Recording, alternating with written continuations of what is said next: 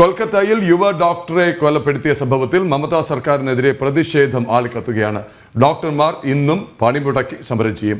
Police അന്വേഷണത്തിൽ ഗുരുതര വീഴ്ചയാണ് കൊല്ലപ്പെട്ട ഡോക്ടറുടെ കുടുംബം ഉന്നയിക്കുന്നത്. അതേസമയം കേസിൽ കൊൽക്കത്ത പോലീസിലെ 2 SIT ഉദ്യോഗസ്ഥരെയും ആശുപത്രിയിലെ 4 ഡോക്ടർമാരെയും CBI ചോദ്യം ചെയ്തു. അതിനൊപ്പം തന്നെ തൊട്ടടുത്ത് ബംഗ്ലാദേശിലെ ഹിന്ദു വംശ നരഹത്യക്കെതിരെയും പ്രതിഷേധം ശക്തമാണ്. വിഷയത്തിൽ ഐക്യരാഷ്ട്രസഭ ഇടപെടണമെന്നാവശ്യപ്പെട്ടിട്ട് സാംസ്കാരിക പ്രവർത്തകർ അപേക്ഷ നൽകിയിട്ടും ഉണ്ട്. ജിഷ്ണു കൃഷ്ണൻ ചേരുകയാണ് ഡൽഹിയിൽ നിന്ന്. ജിഷ്ണു കൃഷ്ണൻ, നമസ്തേ, പുതുവത്സര ആശംസകൾ, സുപ്രഭാതം. 2 വാർത്തകളാണ് നമുക്ക് ഒരേ സമയം കൈകാര്യം ചെയ്യേണ്ടത്. ആദ്യം നാട്ടിൽ ബംഗാളിലേക്ക് തന്നെ പോകാൻ തൊട്ടു മുമ്പ് നടന്ന സോഷ്യൽ സ്കൂപ്പിൽ പോലും വന്ന ചില പോസ്റ്റുകൾ ഞെട്ടിപ്പിക്കുന്നതായിരുന്നു. ഒരാഴ്ച ആവശ്യപ്പെട്ട കൊൽക്കത്ത പോലീസ് പിന്നെ ഒരു 24 മണിക്കൂറെങ്കിലും ആവശ്യപ്പെടുന്നു. തെളിവ് നശിപ്പിക്കാനാണ്, അന്വേഷണം വഴിതിരിച്ചു വിടാനാണെന്ന് ഇപ്പോൾ കുടുംബവും ആരോപിക്കുകയാണ്, അല്ലെ? പ്രതിഷേധം ഒരു ഭാഗത്ത് തുടരുമ്പോഴും.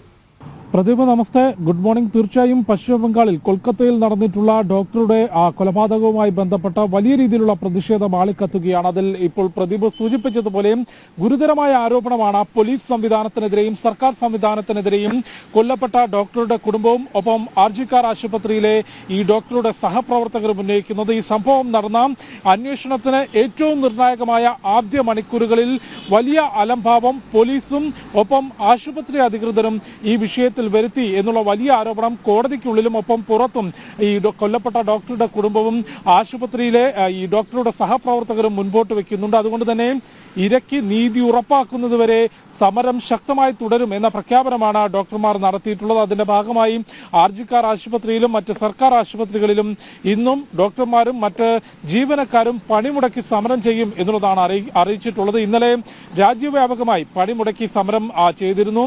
ഈ വിഷയവുമായി ബന്ധപ്പെട്ട് വിവിധ തരത്തിലുള്ള പ്രതികരണങ്ങൾ പുറത്തു വരുമ്പോൾ ഒരു കാര്യം വ്യക്തമാണ്, ഈ കൊലപാതകവുമായി ബന്ധപ്പെട്ട് അതിന്റെ അന്വേഷണത്തിൽ ഒരു വലിയ രീതിയിലുള്ള അലംഭാവം പോലീസിന്റെ ഭാഗത്തുനിന്നും അധികൃതരുടെ ഭാഗത്തുനിന്നും ഉണ്ടായി. പക്ഷെ അത് മറച്ചു വെക്കാനാണ് മമതാ ബാനർജി സർക്കാർ ശ്രമിക്കുന്നത് എന്നുള്ളതാണ് ഏറ്റവും ഗുരുതരമായ അല്ലെങ്കിൽ വേദനിപ്പിക്കുന്ന വസ്തുത. കാരണം അത്രയധികം വാക്കുകൾ കൊണ്ട് വിവരിക്കാനാകാത്ത വിധത്തിലുള്ള ക്രൂരത ഏറ്റുവാങ്ങിക്കൊണ്ടാണ് ഈ ഡോക്ടർ കൊല്ലപ്പെട്ടിട്ടുള്ളത്. കാരണം അത് പോസ്റ്റ്മോർട്ടം റിപ്പോർട്ട് പരിശോധിക്കുമ്പോൾ തന്നെ നമുക്ക് മനസ്സിലാക്കാൻ സാധിക്കും. ഒരിക്കലും വിവരിക്കാൻ സാധിക്കാത്തത്ര വലിയ അതിക്രൂരത നേരിട്ടുകൊണ്ടാണ് ആ ഡോക്ടർ കൊല്ലപ്പെട്ടിട്ടുള്ളത്. പക്ഷേ ആ സംഭവം നടന്ന് അന്വേഷണത്തിനേറെ നിർണായകമാകുന്ന ആദ്യ മണിക്കൂറുകളിൽ യാതൊരു തരത്തിലുമുള്ള ഇടപെടലും പോലീസും സർക്കാർ സംവിധാനങ്ങളും ആശുപത്രി അധികൃതരും കാണിച്ചില്ല എന്നാണ് കുടുംബം ഇപ്പോൾ ആരംഭിക്കുന്നത്. ആദ്യം മകൾക്ക് അസുഖമാണ് എന്ന് വിവരം നൽകി, പിന്നീട് 1 മണിക്കൂറിന് ശേഷം മകൾ ആത്മഹത്യ ചെയ്തു എന്നാണ് അറിയിച്ചത്. പിന്നീട് ഈ സംഭവം നടന്നു മണിക്കൂറുകൾക്ക് ശേഷമാണ് ഈ കൊല്ലപ്പെട്ട അവരുടെ മൃതദേഹം കുടുംബത്തെ കാണിക്കാൻ തയ്യാറായതും മറ്റു വസ്തുതകൾ പുറത്തുവിടാൻ പോലീസ് തയ്യാറായിട്ടുള്ളത്. ഏതായാലും ഹൈക്കോടതിയിൽ നിന്നും രൂക്ഷമായ വിമർശനം പോലീസ് സംവിധാനത്തിന് ഏറ്റുവാങ്ങേണ്ടി വന്നിട്ടുണ്ട്. CBIക്ക് വിടാനുള്ള ആവശ്യത്തെ നിരന്തരം മമതാ സർക്കാർ എതിർത്തെങ്കിലും ഹൈക്കോടതി ഇടപെട്ടുകൊണ്ട് ഇപ്പോൾ കേസ് CBIക്ക് വിട്ടിരിക്കുകയാണ്. CBI അതിവേഗത്തിലുള്ള നടപടികൾ സ്വീകരിക്കുന്നു.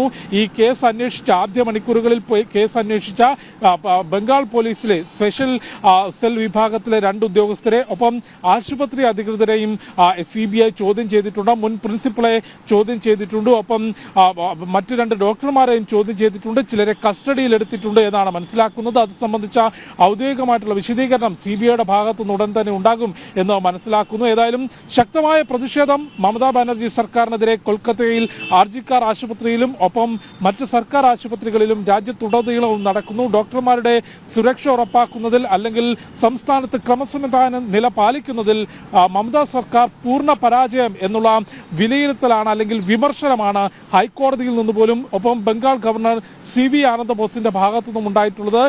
ഡോക്ടർമാർക്ക് പോലും സുരക്ഷ ഉറപ്പാക്കാനാകാതെ അല്ലെങ്കിൽ ഈ സ്ത്രീകൾക്ക് പോലും സുരക്ഷ ഉറപ്പാക്കാനാകാതെ ഇതിപ്പോൾ ഒരു ഡോക്ടറാണ് അതിക്രൂരമായ കൂട്ടബലാത്സംഗത്തിനിരയായി കൊല്ലപ്പെട്ടിട്ടുള്ളത്. സ്ത്രീകൾക്ക് നേരെയുള്ള അതിക്രമം പശ്ചിമ ബംഗാളിൽ നിന്നൊരു തുടർക്കഥയാവുകയാണ്. 2 ആഴ്ചകൾക്ക് മുൻപാണ് കൊൽക്കത്തയിൽ ഒരു വനിതയെ ഒരു കൂട്ടവിചാരണ ചെയ്തുകൊണ്ട് ആൾക്കൂട്ട മധ്യത്തിൽ വെച്ച് മർദ്ദിക്കുന്നതും മുടിമുറിക്കുന്നതിന്റെയും ദൃശ്യങ്ങൾ പുറത്തു വന്നിട്ടുള്ളത്. അത്തരത്തിൽ ബംഗാൾ ക്രമസമാധാന നില തകർന്ന സംസ്ഥാനമായി മാറുന്നു. അവിടെ ഭരണ പരാജയം മമതാ സർക്കാരിന്റെ ഭാഗത്തുനിന്നുണ്ടാകുന്നു എന്ന വലിയ വസ്തുത കൂടി ഈ ഒരു വിഷയത്തോടു കൂടി പുറത്തു വരുന്നു. ഒപ്പം സർക്കാരിനെതിരെയുള്ള പ്രതിഷേധവും ശക്തമാണ്. പ്രദീപ്.